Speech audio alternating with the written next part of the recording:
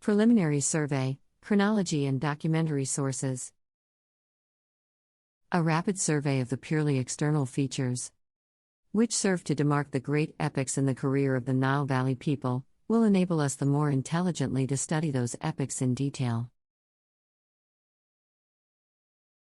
As we meet them in the course of our progress.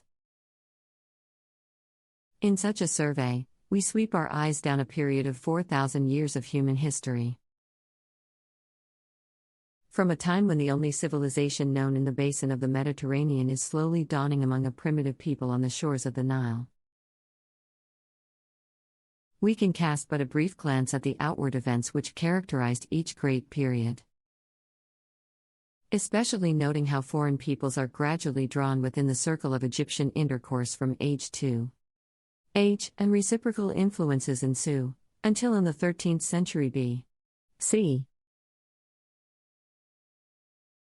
It was then that the fortunes of the pharaohs began to decline, and as the civilization and power, first of the East and then of classic Europe, slowly developed.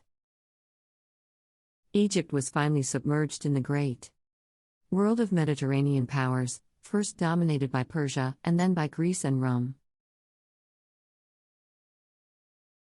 The career of the races which peopled the Nile Valley falls into a series of more or less clearly marked epochs, each of which is rooted deeply in that which preceded it, and itself contains the germs of that which is to follow.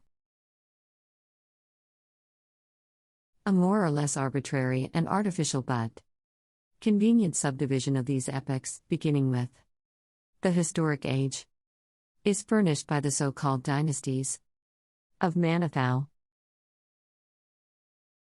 This native historian of Egypt, a priest of Sebennytos, who flourished under Ptolemy I, 305. 285 b.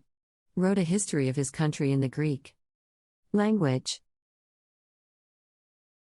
The work has perished, and we only know it in an epitome by Julius Africanus and Eusebius, and extracts by Josephus. The value of the work was slight, as it was built up on folk tales and popular traditions of the early kings.